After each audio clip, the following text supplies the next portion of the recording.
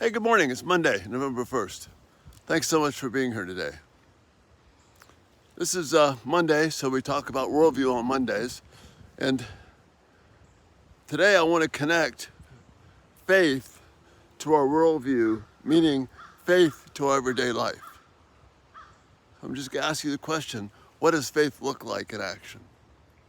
And of course, the Bible has plenty of examples to that, but Jesus makes some rather pointed ones that I think will be helpful to us. But before I get started, if I can talk over the crows here, before I get started, this will be the only video today and most likely not a video tomorrow. I'm getting this pretty minor outpatient procedures done tomorrow. So Lord willing, it'll be Wednesday morning when I get back. So that's what's happening if there's not videos for the rest of today and tomorrow. Looking at Matthew's gospel, and Jesus talks about the cost of following him and what that means. And basically someone says, I will follow you wherever you go. And Jesus says, foxes have holes and birds have their nests, but the Son of Man has no place to lay his head. Somebody pipes up and says, let me go bury my father and my mother first. And Jesus said, follow me and let the dead bury their own dead.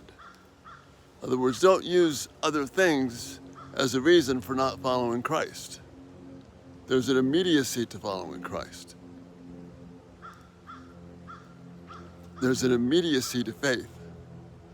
God is faithful in all he does. We say that. Many of you probably have plaques on your walls that talk about God's faithfulness in everything. But now, Jesus gives us an example to understand exactly what faith means in my day-to-day life.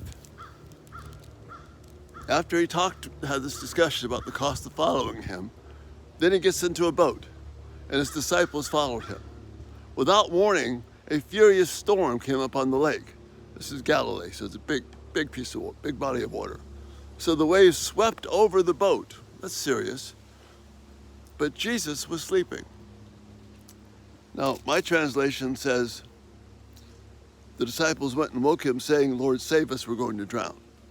Now, some of the other translations read into that, I think, more appropriately.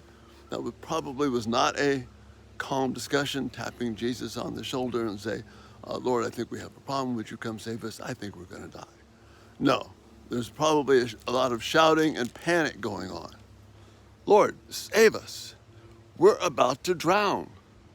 Don't you care about us? Jesus, he awakes and he responds to them. Notice how he responds, and this is the point for this morning.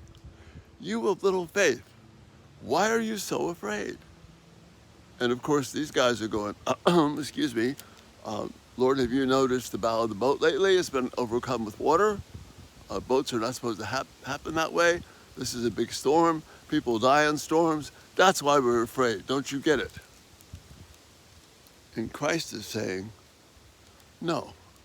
If you understand faith, God is faithful in all he does. He is never not faithful. There's nothing that will come upon us. There's no storm that will happen. There's no irritating relative. There's no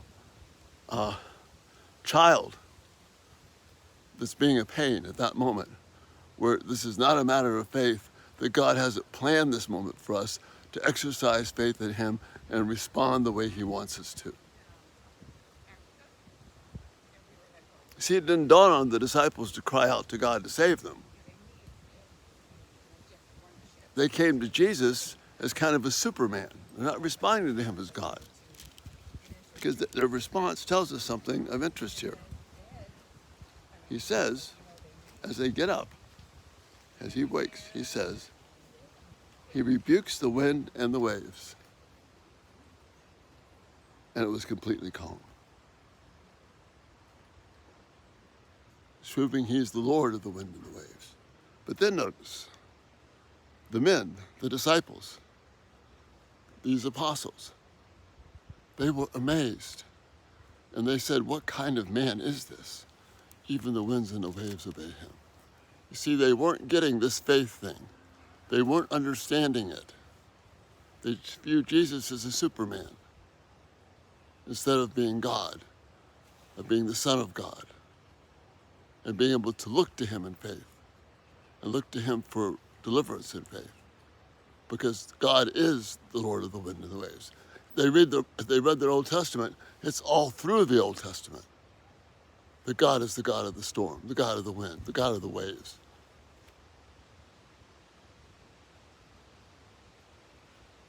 They were looking at Jesus as a man.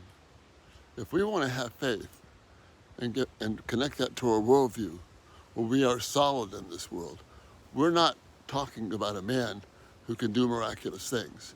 We're talking about a God who brings all these things to happen at this exact moment so we can exercise faith in him. And that's the worldview thought for this day. That's our hope for this day. That whatever is crashing down upon us, or whatever blessing is pouring out to us, it's because of the faith. It's because of the God who is the author of faith that we can trust. So in faith, we can look to him, honor him, and ask him to deliver us instead of going into a panic attack, which is what these men were doing. And that's the thought for this day. Make your faith practical. What is faith?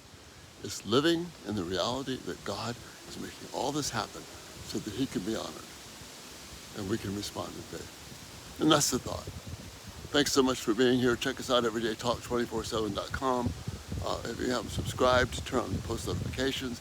Videos will come right to you. And again, I won't see you again probably, Lord willing, until Wednesday morning. Thanks so much for being such an encouragement to me. You have a great day.